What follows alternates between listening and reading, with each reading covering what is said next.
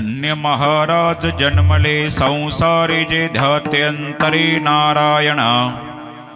नारायण गाय नारायण ध्याय धन्य त्यासी माय प्रसवली। प्रसवली तया कुळाचा उद्धार तो तरे निर्धार नामा म्हणे। नारायण गाय नारायण ध्याय धन्य त्यासी माय प्रसवली। पांडुरंगा करू प्रथम पांडुरंगा करू प्रथम पांडुरंगा करू प्रथम दुसरी ज्ञानेश्वरा करुणाकरा दयाळा तुमचा अनुग्रह ध्रुव पावन झालो। चराचरी मी कळा कुसरी काहीच नेणे बोलतो अच्चण्यते भाविका। प्रथम नमनुकरनाथा उमाशंकराच्या सुता चरणावरी ठेवणी माथा साष्टांगे आता दंडवत। दुसरी बंधू सारजा चतुर्णाची आत्मजा वाक्सिद्धी पावे सहजा चरण वजा दंडवत। आता वंदो देव ब्राह्मण ज्यांचे पुण्य पावन प्रसन्न होते श्रोतजनतया मादंडवत। आता वंदू साधू सज्जन नित्य हरिस्नान विठ्ठल नाम उच्चारतया मादंडवत। आता अनुरंग भूमिका कीर्तने उभे होते लोका टाळ मृदंग श्रोते देखा त्या माझे दंडवत। ऐसे नमन करोने सकळा हरिकथा बोले बोबड्या बोला ज्ञानमुन्या पुल्या बाळा चालवे सकळा नामा म्हणे विठ्ठल। गीता निवडलेला अभंग भगवंताचे लाडके योगान योगीचे प्रेमी भक्ती संत शिरोमणी नामदेव महाराज यांचा अभंग जरी परिचयाचा नसता तरी अभंगातील शब्द सर्वांच्याच परिचयाचे आहेत।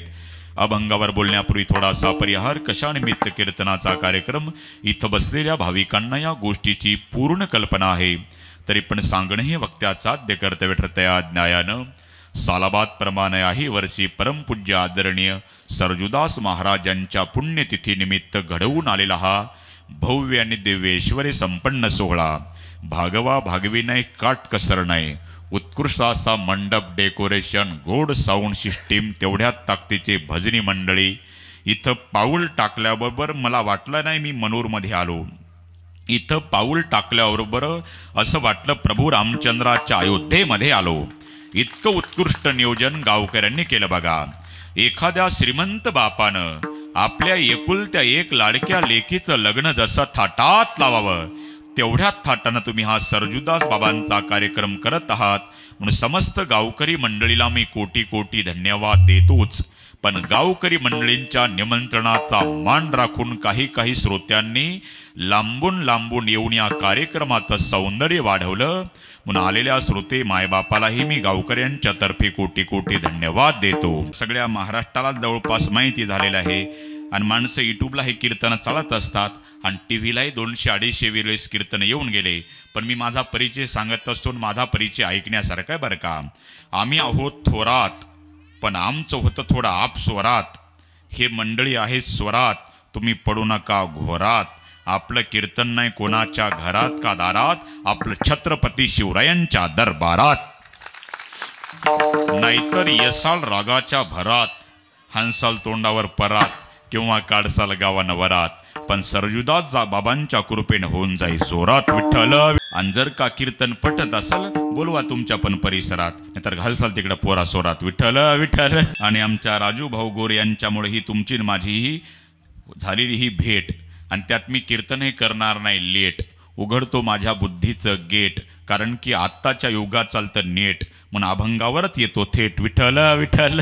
अभंग नामदेवरायाचा संत शिरोमणी नामदेवरायाचा हा अभंग आहे। धन्य महाराज जन्मले संसारी जे ध्याते अंतरी नारायण। नामदेवराय अभंगाच्या प्रथम चरणात सांगतात की त्यांचा जन्म धन्य जे अखंड नारायणाचं नामस्मरण करतात। धन्य महाराज जन्मले संसारी जे ध्यात्यंतरी नारायण. पहिल्या चरणामध्ये नामधारकाला धन्यता दिली, दुसऱ्या चरणामध्ये नामधारकाच्या मातेला धन्यता दिली. नारायण गाय नारायण ध्याय धन्य त्यासी माय प्रसवली. आणि शेवटच्या म्हणजे तिसऱ्या चरणामध्ये अख्ख्या कुळाला धन्यता दिली. प्रसवली तया कुळाचा उद्धार तो तरी निर्धार नामा म्हणे.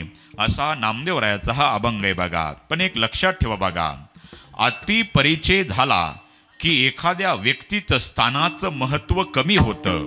अति परिचय झाल्यामुळं सूर्याचं महत्त्व कमी झालं. का? सूर्य दररोज निघतो. सूर्याचा अति परिचय झाला म्हणून सूर्य दररोज निघतो, सूर्याची कोणी आरती करत नाही. हा चंद्र महिन्यातून फक्त एकदाच निघतो, त्याची माता माऊली आरती करतात. बरोबर आहे का नाही?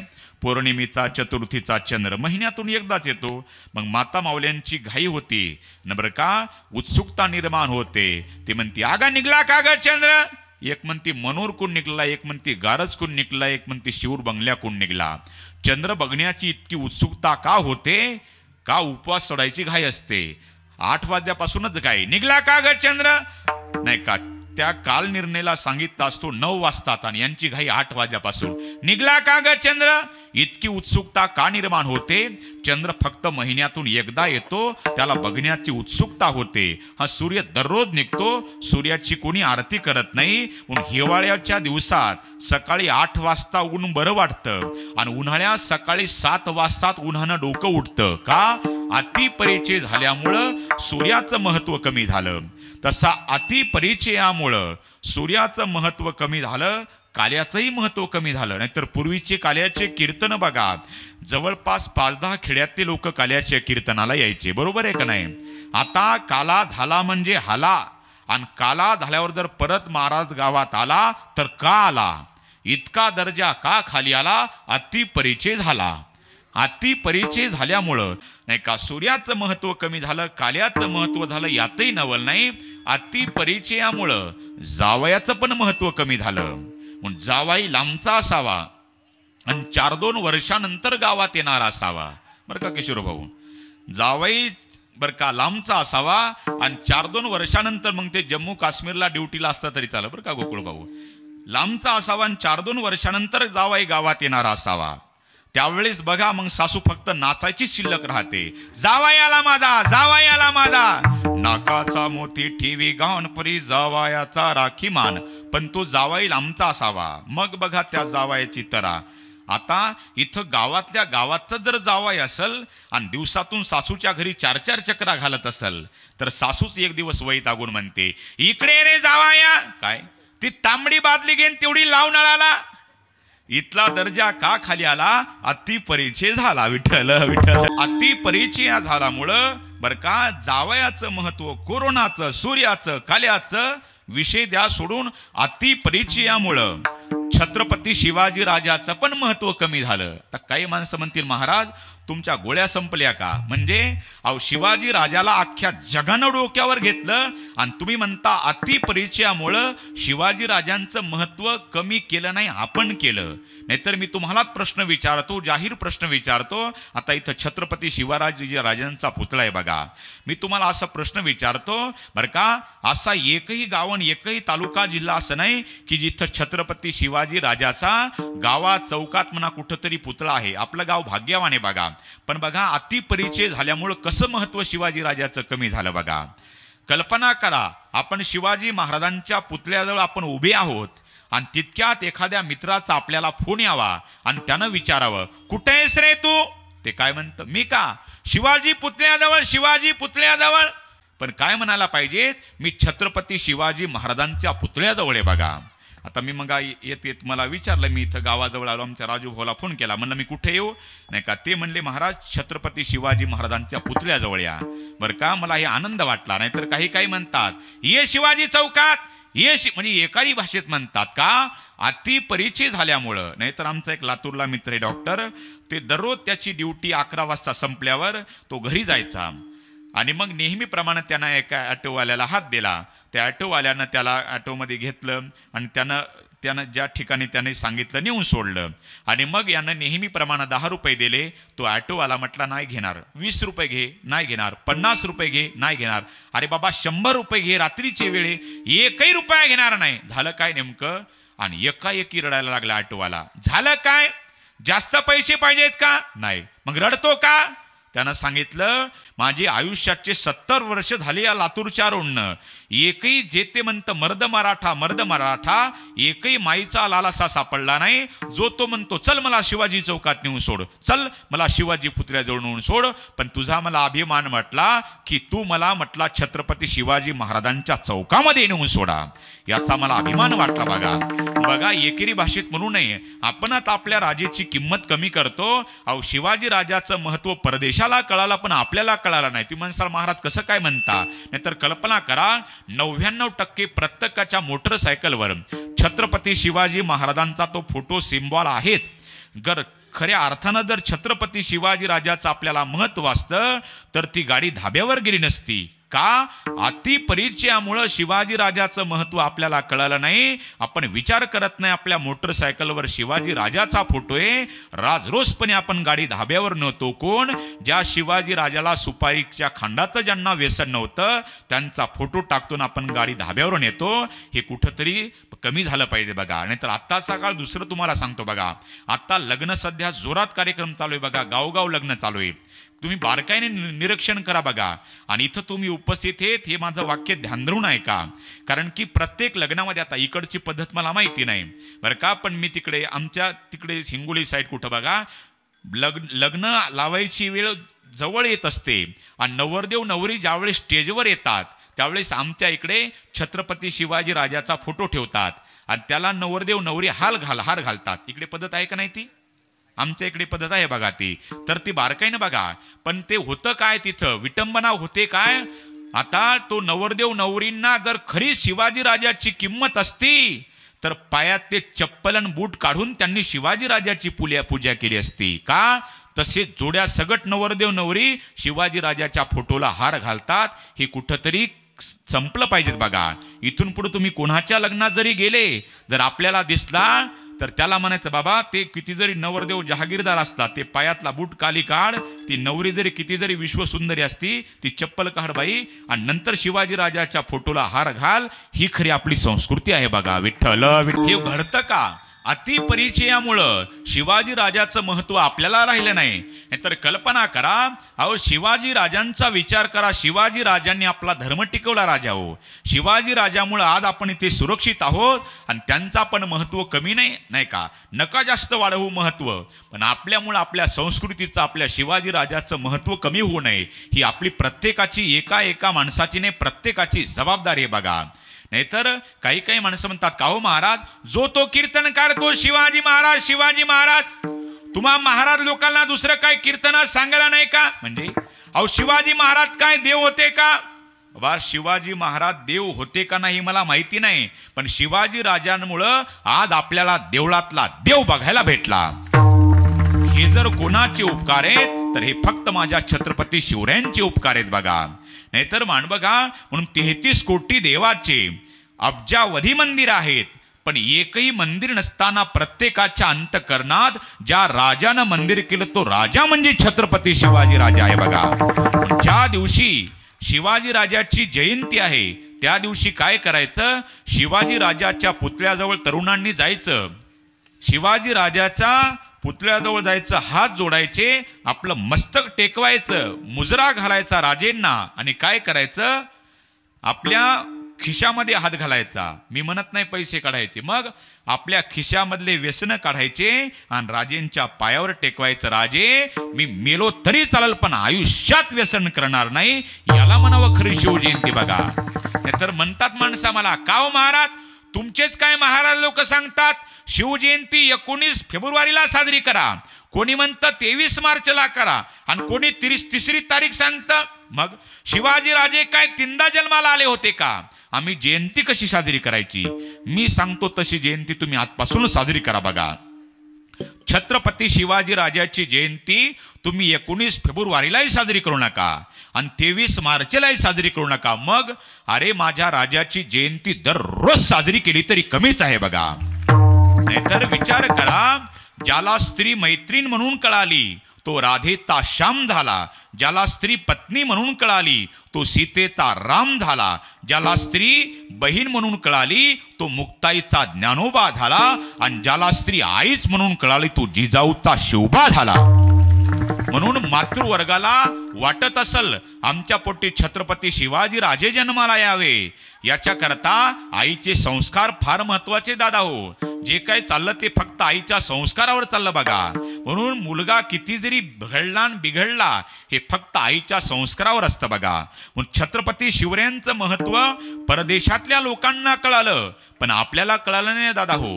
म्हणून बघा आपल्या या जगामध्ये बरं का छत्रपती शिवाजी राजे आपल्यामध्ये जन्माला आले, पण परदेशाला महत्व कळालं. म्हणून व्हिएतनाम जगात छोटंसं राष्ट्र, आणि त्या व्हिएतनाम सोबत अमेरिकेने चक्क 20 वर्ष झुंज खेळली. आणि 20 वर्ष झुंज खेळल्याच्या नंतर अमेरिका बलाढ्य विकसित देश आणि व्हिएतनाम छोटासा देश, आणि अमेरिकेसोबत व्हिएतनामचं 20 वर्ष झुंज खेळली. शेवटी अमेरिकेला पराजय आला, विजय व्हिएतनामचा झाला. आणि मग काही मीडियावाले पत्रकार मंडळी व्हिएतनामच्या राष्ट्राध्यक्षाकडे गेले आणि विचारलं, तुमचा देश जर बघितला तर मुठीत मावतील इतका देश तुमचा आहे, आणि आमचा अमेरिका जगात विकसित प्रगतशील देश आहे, आणि तुमचा छोटासा देश चक्क तुमच्यासोबत आम्ही 20 वर्ष झुंज खेळली आणि तुम्ही नंतर आम्हाला हरवलं. एवढी नेमकी तुमच्या ताकद आली तरी कुठून? त्यावेळेस त्या व्हिएतनामच्या राष्ट्राध्यक्षाच्या डोळ्याला धारा लागल्या. त्यानं सांगितलं, अरे आम्हाला सुद्धा असं वाटत होतं काही मिनिटामध्ये काही सेकंदामध्ये आमचा व्हिएतनाम नावाचा देश अमेरिकेमध्ये विलीन होणार, कारण की आमच्यापेक्षा बलाढ्य विकसित देश तुमचा आहे. मग हे झालं कसं? काही नाही, आम्ही हताश झालो होतो, डोक्याला आम्ही हात लावला होता, म्हटलं कसं करावं. पण त्या संकटाच्या काळामध्ये, त्या दुःखाच्या काळामध्ये माझ्या हातामध्ये एका पानाचं चरित्र लागलं, आणि त्या चरित्रात असं वाचल्या गेलं की मुठभर मावळे हातात धरून जगावर राज्य करणारा एकच राजा, तो राजा म्हणजे छत्रपती शिवाजी राजा. त्या शिवाजी राजाचं आम्ही चरित्र वाचलं, आणि तसं तसं आम्ही युद्ध करत गेलो, तर आज आम्ही अमेरिकेसारख्या बलाढ्य देशाला आम्ही हरवलं. हे फक्त केवळ कोणाचे उपकार आहेत? हे फक्त छत्रपती शिवरायांचे उपकार आहेत. मग झालं काय? काही दिवसानंतर तो व्हिएतनामचा राष्ट्राध्यक्ष मेला बिचारा, पण तिथल्या महिला राष्ट्राध्यक्ष छत्रपती शिवाजी राजा असा होऊन तरी कसा गेला हे बघण्याकरता भारतात आपल्या महाराष्ट्रात आल्या. आणि काही मीडियावाल्या पत्रकार मंडळीला त्यांनी विचारलं, इथे छत्रपती शिवाजी राजांची समाधी कुठे? तर हे त्याच्या तोंडाकडे बघतं, ते त्याच्या तोंडाकडे बघतं. शेवटी तिलाच म्हणावं लागलं, रायगड तुमच्या भारतात महाराष्ट्रातच आहे ना? हा, मग चला रायगडवर घेऊन. काही मीडियावाले, काही माणसं, पत्रकार मंडळी त्या व्हिएतनामच्या महिला राष्ट्राध्यक्षाला रायगडावर घेऊन गेले, आणि तिथं गेल्यावर छत्रपती शिवाजी राजांची समाधी बघितली, आणि व्हिएतनामच्या महिला राष्ट्राध्यक्षाच्या डोळ्याला धारा लागल्या. विचारलं काही पत्रकार मंडळींनी, सध्याच्या घडीला सगळ्या जगामध्ये तुमच्या व्हिएतनामचं नाव जगात गाजत आहे, कारण की अमेरिकेसारख्या बलाढ्य देशाला तुम्ही 20 वर्षानंतर हरवलं, आणि तुम्ही इथपर्यंत आल्या. हा तुमचा फार मोठा मोठेपणा आहे, पण तुम्ही रडता का? त्यावेळेस तिनं सांगितलं, बाबा अरे आम्ही एका पानाचं चरित्र वाचलं, तर आज आम्ही अमेरिकेला हरवलं. म्हणून त्या दिवसापासून मी विचार करायचे, असा छत्रपती शिवाजी राजा होऊन तरी कसा गेला. म्हणून शिवाजी राजाचं मी दर्शन घ्यायला आले, आणि त्या मायमाऊलीनं शिवाजी राजाच्या समाधीवर जसं डोकं टेकवलं, आणि डोळ्यांच्या अश्रूला वाट मोकळी करून दिली, आणि आपल्या डोळ्याच्या अश्रूनं शिवाजी राजाच्या समाधीचा तिनं अभिषेक केला. रडायला लागली. तिनं रडतच महिला राष्ट्राध्यक्षानं केलं काय, ती मुठभर माती घेतली समाधीवरची आणि आपल्या पर्समध्ये टाकली. मग नंतर विचारलं काही पत्रकार मंडळीने, तुम्ही इथपर्यंत आला ठीक आहे, तुमच्या डोळ्यालाही धारा लागल्या, पार तुमचा नम्रतेचा कळस झाला, पण ही तुम्ही रडत रडत शिवाजी राजाच्या समाधीवरची माती तुम्ही कशाला पर्समध्ये टाकली? मग त्या माय माऊलीला हुंदकाच आवरला नाही. तिनं सांगितलं, अरे काय सांगू या मातीचं महत्व. एका पानाचं चरित्र वाचलं तर आम्ही अमेरिकेला हरवलं. ते पाठ झालं. आता पुढचं सांगा, माती कशाला टाकली पर्समध्ये? एका पानाचं चरित्र वाचलं तर आम्ही अमेरिकेला हरवलं. त्या दिवसापासून विचार करायचे, शिवाजी राजाचं दर्शन कधी होईल. आता मी समाधीचं दर्शन केलं, माझं जीवन धन्य झालं. ते पालना नका लावत बसू, मुद्द्याचं बोला. तुम्ही माती कशाला पर्समध्ये टाकली? मग तर रडूच आवडलं नाही. आणि त्या माय माऊलीनं रडत सांगितलं, अरे काय सांगू या मातीचं महत्व. आता मी छत्रपती शिवाजी राजाच्या समाधीवरची माती घेणार आणि आमच्या व्हिएतनाम नावाच्या देशामध्ये मिसळवणार आणि असे हजारो छत्रपती आमच्या इकडे जन्माला येणार. हे जर छत्रपती शिवाजी राजे आज आमच्या इकडे जन्माला आले असते तर आज आम्ही अमेरिकेहून नाही तर जगावर राज्य गाजवलं असतं. असा एकच राजा होऊन गेला. राजा इथे जन्मला शिवनेरी किल्ल्यावर, छत्रपती शिवाजी महाराज की. माझ्या देवाचं नाव गाजते गड किल्ल्याच्या दगडावर. माझ्या देवाचं नाव गाजते गड किल्ल्याच्या दगडावर. माझ्या देवाचं नाव गाजते गड किल्ल्याच्या दगडावर. माझ्या राजाचं नाव गाजते गड किल्ल्याच्या दगडावर. सुंदर स्वराज्य निर्माण केले तलवारीच्या धारेवर. तलवारीच्या धारेवर रयतेसाठी वार झेलले आपल्या निधड्या छातीवर. आपल्या निधड्या छातीवर. आपल्या निधड्या छातीवर प्राणपणाने लढले मावळे. प्राणपणाने लढले मावळे भरोसाच्या राजावर. छत्रपती शिवाजी महाराज की. माझ्या देवाचं, माझ्या राजाचं, माझ्या राजाचं नाव गाजते गड. माझ्या देवाचं नाव गाजते गड किल्ल्याच्या दगडावर. आठवण येते मना मनातून भगवा झेंडा दिसल्यावर. भगवा झेंडा दिसल्यावर. भगवा झेंडा दिसल्यावर.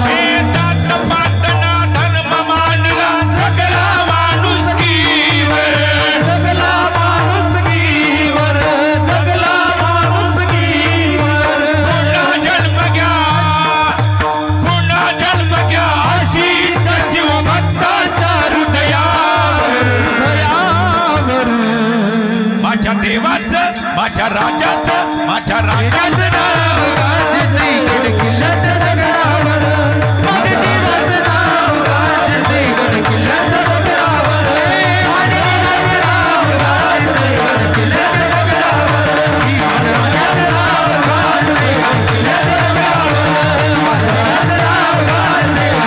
राजाचं नाव गाजते गड किल्ल्याच्या दगडावर.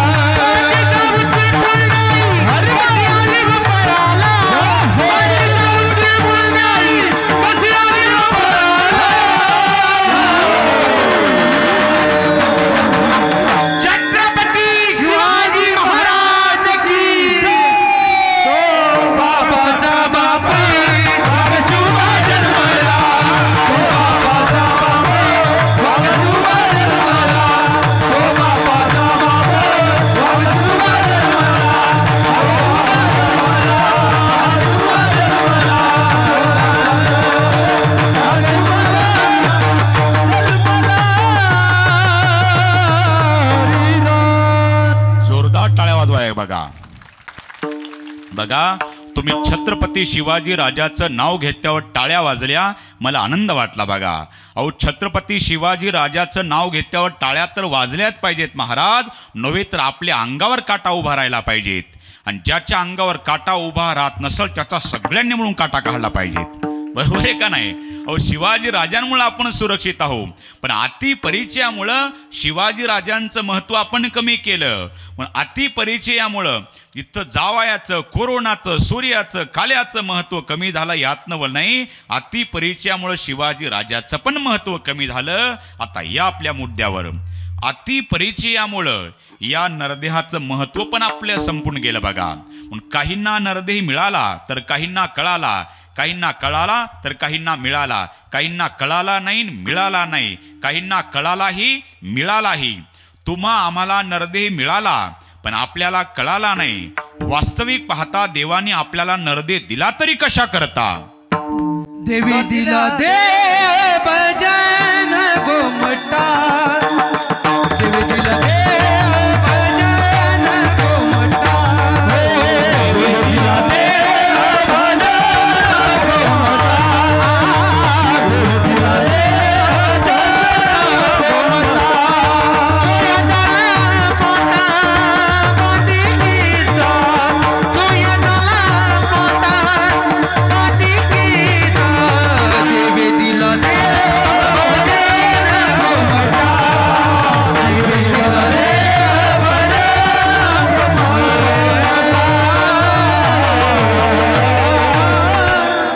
देवी दिला देह भजना गोमटा, पण तोया झाला फाटा बाधिकेचा.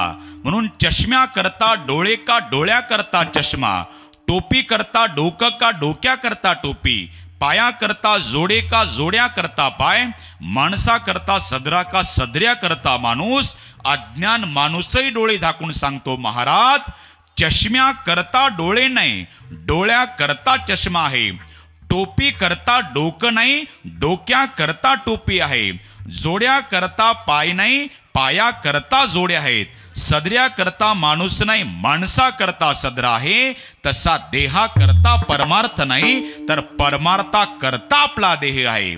म्हणून देवे दिला देह भजना गोमटा, पण तोया झाला फाटा बाधिकेचा. बरं का, आपल्याला नरदेह मिळाला पण आपल्याला कळाला नाही. जनावराला नरदेह मिळाला नाही आणि कळाला नाही का? कुठं बघितलं 4-2 म्हशी, गाई, गाढवं, कुत्रे आले भजन केलं. गाढवं धाब्यावर जातील पण भजनात येणार नाहीत. बरोबर आहे का?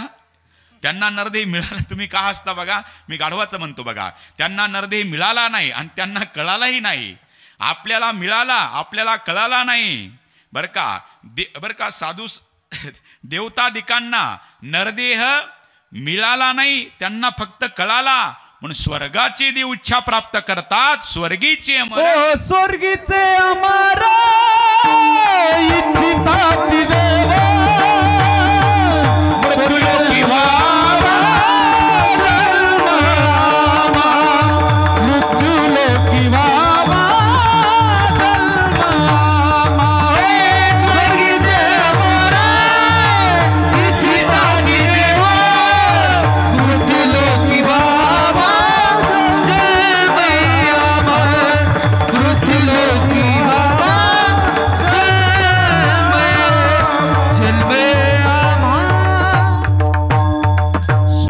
अमर इच्छिताती देवा, मृत्यूलोकी व्हावा जन्मामा. कशा करता? नारायण नामी हो जीवन मुक्त, नारायणाचं नामस्मरण करण्याकरता. पण तो त्यांना नरदेह भेटत नाही, ते फक्त इच्छा प्राप्त करतात. बरं का, आपल्याला नरदेह मिळाला, आपल्याला कळाला नाही. जनावराला कळाला नाही, मिळाला नाही. देवतादिकांना कळाला, त्यांना मिळाला नाही. फक्त साधू संतांना हा नरदेह मिळालाही आणि कळालाही. म्हणून साधू संत छाती ठोकपणे सांगतात, धन्य आम्ही जन्मा आलो, दास विठोबाचे झालो, दास विठोबाचे झालो, विठोबाचे झालो, दास विठोबाचे झालो, दास विठोबाचे झालो.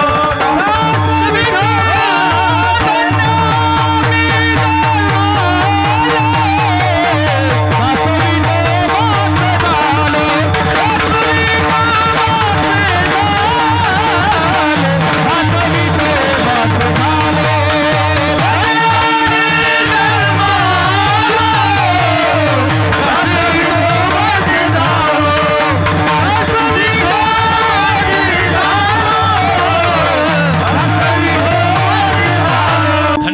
जन्म आलो दास विठोबाचे झालो.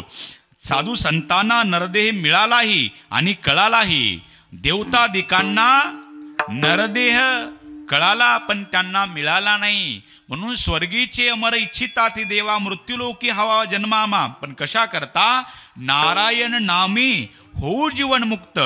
नारायणाचं नामस्मरण करण्याकरता देवतादिकांना वाटतं आम्हाला नरदेव भेटावा. तो नरदेह देवतादिकांना भेटत नाही. तोच नरदेह साधू संतांना भेटतो. ते साधू संत अखंड नारायणाचं ध्यान करतात आणि त्या साधू संताला नामदेवराय अभंगाच्या पहिल्या धन्य महाराज जन्मले संसारी.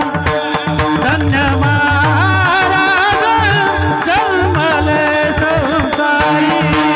धन्य महाराज जन्मले संसारी. धन्य महाराज जन्मले संसारी. धन्य महाराज जन्मले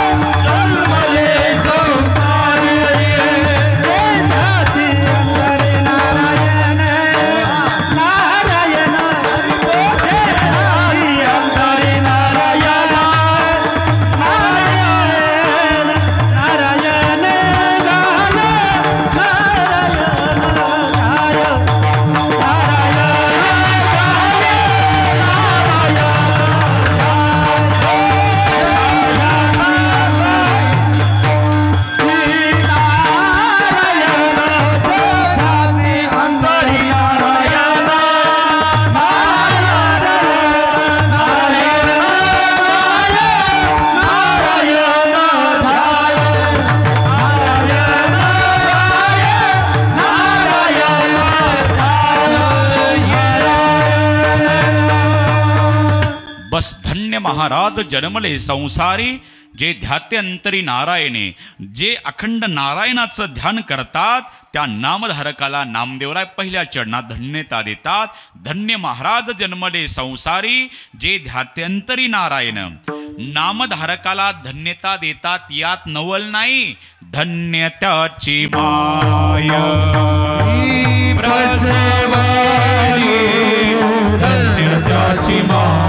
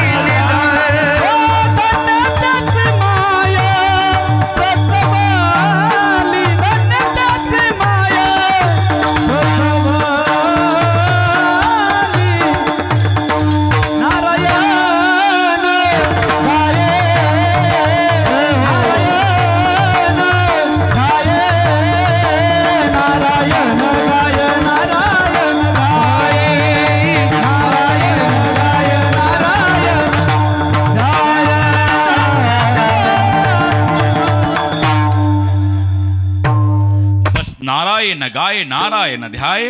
धन्य त्यासी माय प्रसवली. दुसऱ्या चरणात मातेला धन्यता दिली. बघा बघा नारायण गाय नारायण ध्याय. धन्य त्यासी माय प्रसवली. बघा ठिकठिकाणी मातेला धन्यता दिली. मी जास्त प्रमाणात घेऊन तुमचा वेळ घेणार नाही बरं का, थोडक्यात आटपतो. नारायण गाय नारायण ध्याय. धन्य त्यासी माय प्रसवली. अनेक प्रमाणे आपुल्या हिता जो असे जागता. धन्य माता पिता तयाची या. अनेक प्रमाणे बघा आई वडिलावर.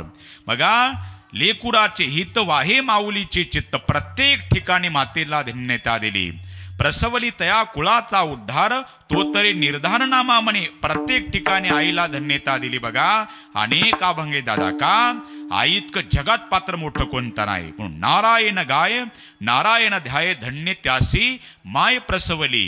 म्हणून आपल्या कुळामध्ये जर नामधारक जन्माला आला तर आपल्या 21 कुळाचा उद्धार करतो. म्हणून 3 सजावत देश को सती संत और शूर, 3 लजावत देश को कपटी कायर और क्रूर.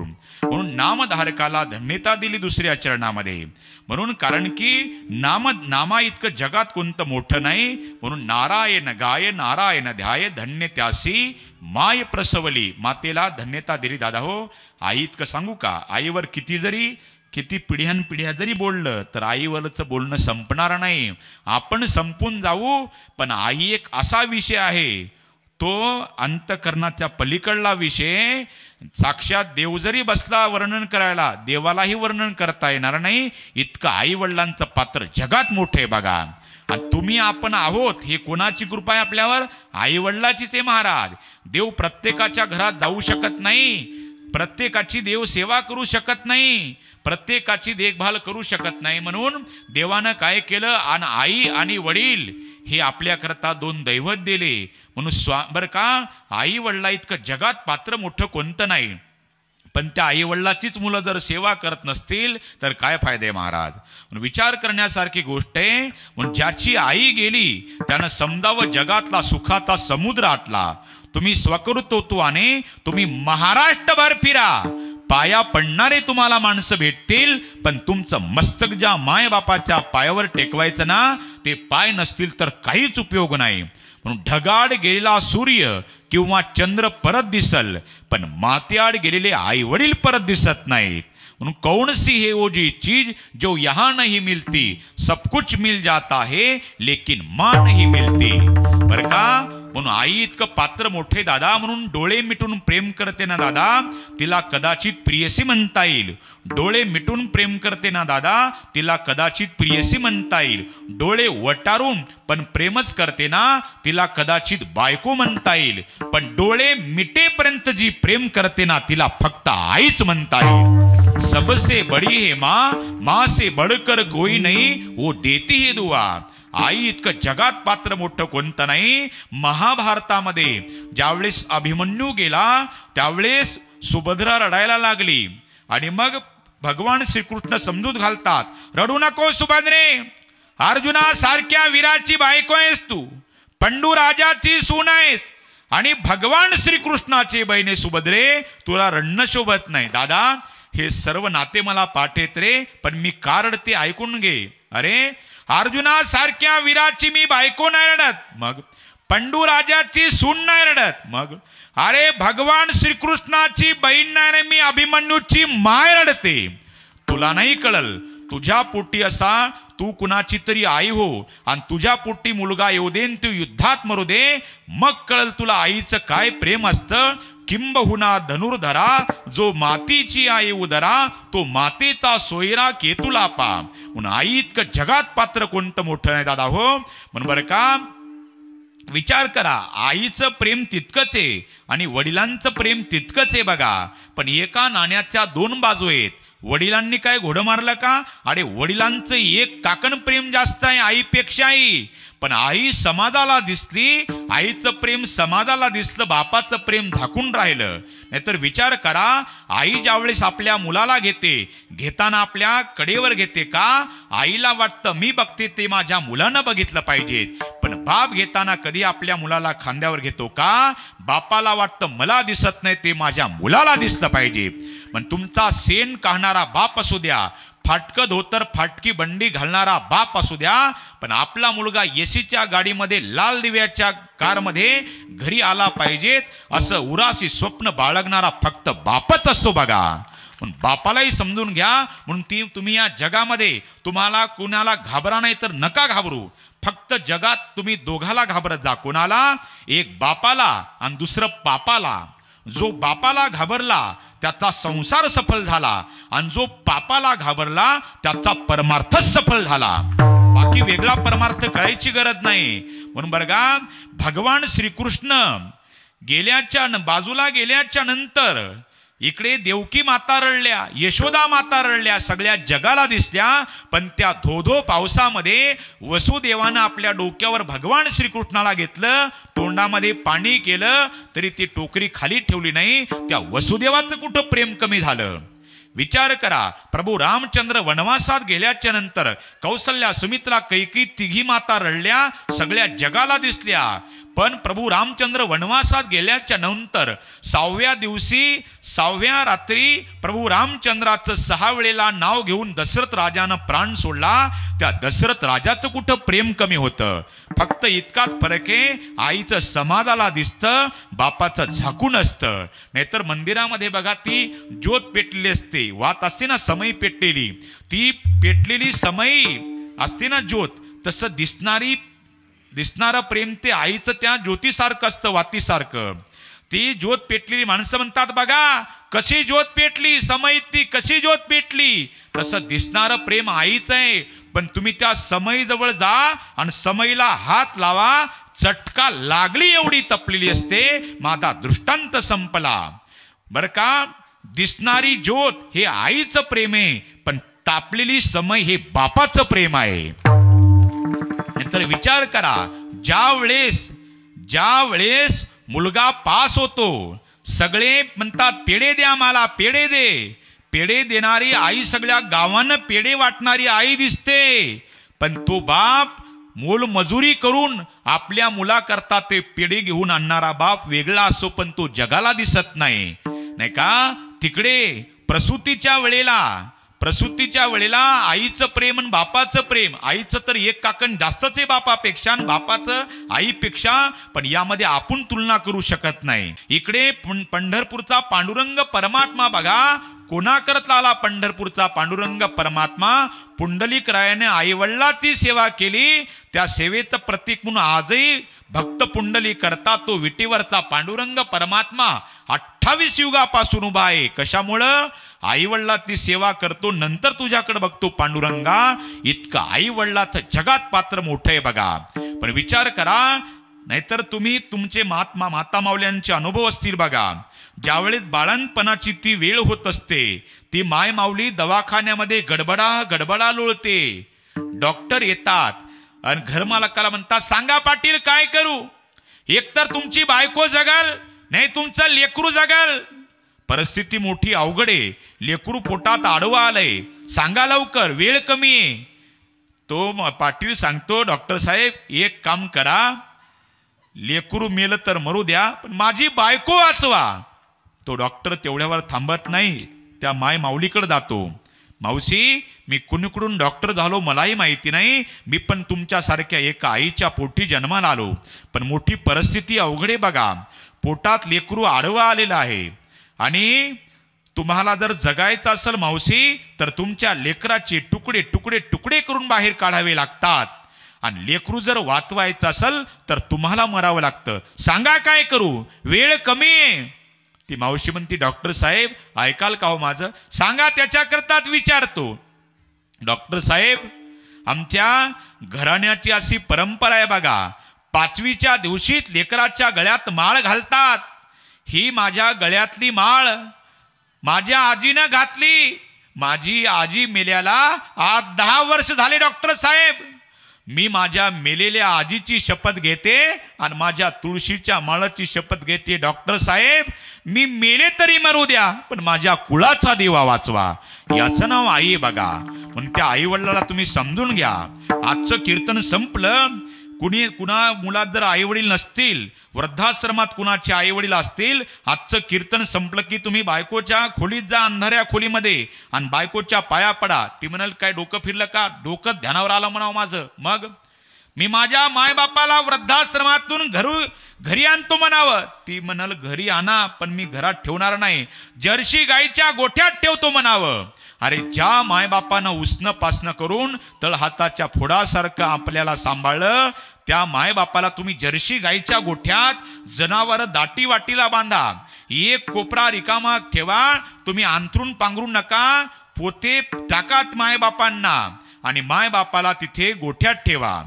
तुम्ही स्वयंपाक नका करू, मुला बाळातून उरलेली एखादी भाकरी बायकोच्या चोरून आपल्या पॅन्टच्या खिशामध्ये घाला आणि ऑफिसला जात असताना मोटरसायकल गोठ्याकडून न्या का.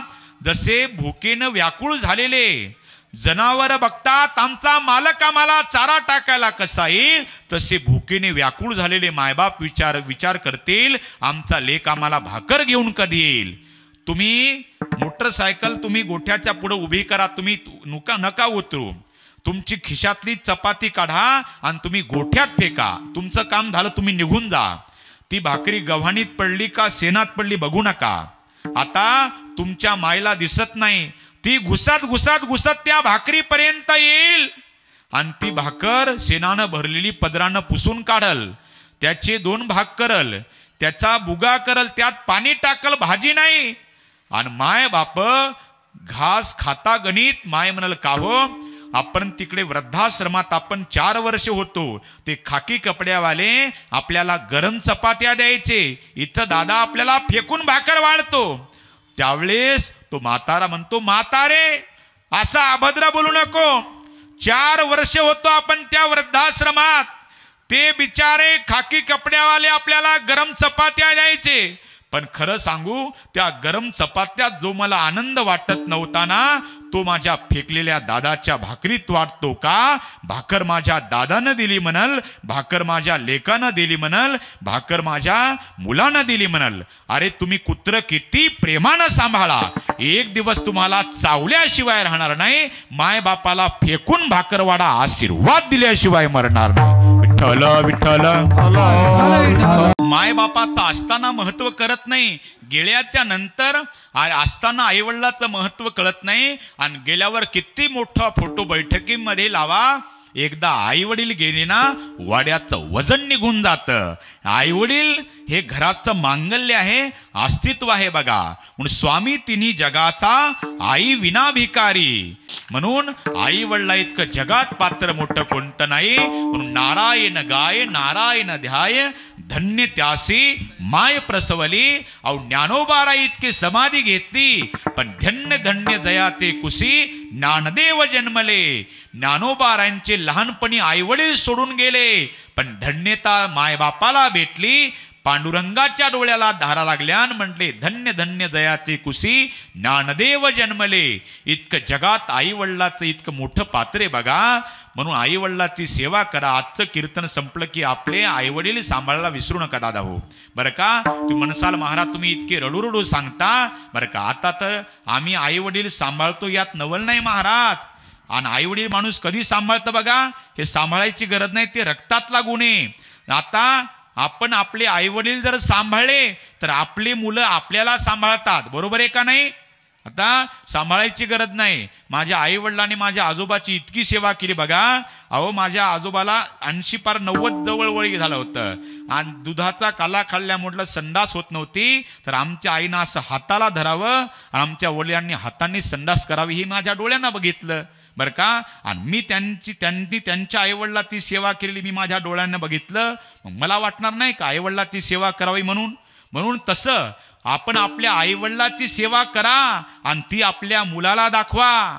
मी तर म्हणतो, आता आपण हे फोटो काढतो ना, सेल्फ्या काढतो, नाही का, ज्या वेळेस लग्न झाल्यावर मुलं म्हणतील ना, बाबा तुम्ही आमच्यासाठी काय केलं, म्हणून आत्ता ज्याची मुलं लहान लहान आहे 2-2 वर्षाचे, त्याच्याकरता तुम्ही संडा धुतानीचा फोटो काढा, त्याला झोपी घालतानाचा फोटो काढा, त्याला जेऊ घालतानाचा फोटो काढा, आणि त्याला म्हातारपणा दाखवा. ते जेव्हा म्हणाल ना तू आमच्याकरता काय केलं, त्यांना सांगा तुझ्याकरता काय केलं, त्यावेळी त्यांचे डोळे उघडतील बघा. आज संस्कृतीची फार गरज आहे दादा. आज हे सांगायची वेळ का आली, आई वडील सांगायची वेळ का आली, कारण की बघा, आणि आई वडील कोण सांभाळतं, शेतकऱ्याची मुलं बरं का आई वडील सांभाळतात, पण नोकरीदाराचे सांभाळतात नाहीत. ही मोठी शोकांतिका आहे. तर आम्ही काही ठिकाणी जातो बघा, फार मोठे मोठे बंगले असतात, 1.5 2-2 लाख पगार, कोट्याधीश असतात, आणि विचारलं तुम्ही किती भाऊ आहेत, आम्ही 4. काय नाही महाराज आम्ही 4 भाऊ आहेत, पण आई वडील माझ्यात असतात. म्हणजे बाबा अरे आई वडील तुझ्यात नाहीत, तू आई वडिला ते असं म्हण. विचार करा, अहो एका मायबापाला एक मायबाप 4-4 मुलं सांभाळू शकतात, पण एक 4 मुलं असताना एक मायबाप सांभाळू शकत नाही, याच्यापेक्षा मोठी कोणती शोकांतिका आहे? तुम्ही किती जरी महाराज उगाळून पिले ना, त्याला काहीच महत्व नाही. तुम्ही आईवडिलाची सेवा करा, तुम्हाला पांडुरंग आशीर्वाद दिल्याशिवाय राहणार नाही. आजचं कीर्तन संपलं आणि तुम्ही तुमची जर मायबाप सांभाळे, खऱ्या अर्थानं आजच्या या सप्त्याचा सगळा पैसा वसूल झाला, मी असं समजाल बघा. म्हणून स्वामी तिने जगाचा आईवडील विना भिकारी, आईवडिलाची सेवा करा म्हणून नारायण गाय नारायण ध्याय, धन्य त्याची माय प्रसवली, नामधारकाला धन्यता देतात यात नवल नाही. बरं का, प्रसवली तया कुळाचा उद्धार, तो तरी निर्धार शेवटच्या चरणामध्ये नामा म्हणे. पण आपल्या कुळामध्ये जर एखादा भगवत भक्त जन्माला आला असेल तर आपल्या 21 कुळाचा उद्धार करतो. जननी जनेसो भक्त जने दाता या शूर, आपल्या कुळामध्ये शूरवीर जन्माला आला पाहिजे, संत जन्माला आले पाहिजेत. मात्र वर्गाला वाटत असेल आमच्या पोटी शिवाजीराजे जन्माला यावे, याच्याकरता गाथा ज्ञानेश्वरीचा आधार घ्यावा लागल. म्हणून मी नेहमी सांगत असतो, रामकृष्णारी मंत्राचा उच्चार असू द्या तुमच्या ओठाला, गर्भपणामध्ये ज्ञानेश्वरीचा स्पर्श असू द्या हाताच्या बोटाला, आणि तेव्हा छत्रपती शिवाजीराजे येतील तुमच्या पोटाला. आणि तरुण मित्रांना सांगतो, अरे आपण छत्रपती आहोत, पण आपले विचार जागे करा. म्हणून कष्टाची आणि परमार्थाची तरुण मित्रांनो कधीच धरू नका लाज. आपल्या धंद्याला चढवा नम्रतेचा साज, जीवनामध्ये नीतीचा आखून ठेवा तुम्ही बाज, असा संकल्प करा छत्रपती शिवाजी राजाच्या समोर आज, आणि तुम्ही थोसाल या महाराष्ट्राचे छत्रपती शिवाजी महाराज. विठ्ठल विठ्ठल. आता मी भावार्थ सांगण्याचा प्रयत्न केला. प्रसवली तया कुळाचा उद्धार, तो तरी निर्धार नामा म्हणे. आपल्या 21 कुळाचा उद्धार होतो. म्हणून सुशीलो मात्र पुण्येन, पितृपुण्येन चतुरता, दातव्य वंश पुण्येन, आत्मपुण्येन सौभाग्यता.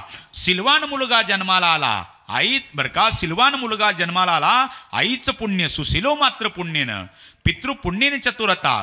बरं का, सिलवान मुलगा जन्माला आला, आईचं पुण्य, विद्वान जन्माला आला, बापाचं पुण्य, उदार जन्माला आला, वंशाचं पुण्य, आणि भाग्यवान जन्माला आला त्याचं स्वतःचं पुण्य. असा जर मुलगा आपल्या कुळामध्ये जन्माला आला तर 21 कुळाचा उद्धार होतो. आईच्या अगोदरच्या 7 पिढ्या, वडिलांच्या अगोदरच्या 7 पिढ्या, आणि आपल्या पुढच्या 7 पिढ्या, असा सात्विक 21 कुळाचा उद्धार होतो. आणि कुपुत्र जन्माला आला तर 42 कुळ नरकाला घालतो. उन्मत्तो मात्र दोषेन, पितृदोषेन मूर्खता, कार्पण्य वंश दोषेन, आत्मदोषेन दरिद्रता. उन्मत्त मुलगा जन्माला आला त्याच्या मम्मीचं पाप, मूर्ख जन्माला आला त्याच्या बापाचं पाप, कंजूस जन्माला आला त्याच्या वंशाचं पाप, आणि दरिद्री जन्माला आला त्याचं स्वतःचं पाप. पण देशभक्त हरिभक्त जन्माला आला असेल तर आपल्या 21 कुळाचा उद्धार करतो बघा. म्हणून बरं का, प्रत्येक कीर्तनात मी देशभक्ताविषयी बोलतच असतो.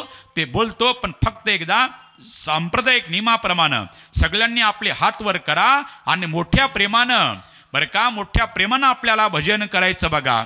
तू ले हरी का नाम विठ्ठल पांडुरंग,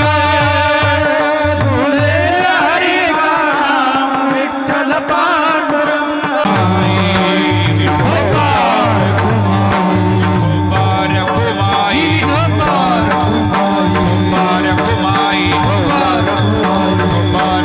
जे काही चुकीत असेल ते माझ्या बुद्धीचे दोष, योगी ज्ञानोबारायांचा प्रसाद, गोड संयोजन गावकऱ्यांनी केले. सगळ्या गावकऱ्यांना मी धन्यवाद देतो. इकडे मृदंगाचार्य योगेश महाराज, इकडे वाल्मिक महाराज, इकडे दादा महाराज, आदरणीय सगळे महाराज मंडळी, तुम्हालाही धन्यवाद देतो. साऊंड सिस्टीमवाल्या दादा करता एकदा जोरदार टाळ्या वाजवा बघा. गोड साऊंड सिस्टीम आहे बघा का. असंच एकदा नाशिकला कीर्तन होतं ऐका बरं का. अशा सिस्टीमवाल्या करता मी टाळ्या वाजवायला लावल्या. अहो कीर्तन सुटल्यात आणि 21,000 खनखन दिले बघा. नका देऊ, फक्त एखादी बाळी बिळी द्या नाही का. गोड अशी साऊंड सिस्टीम, त्यांनाही धन्यवाद.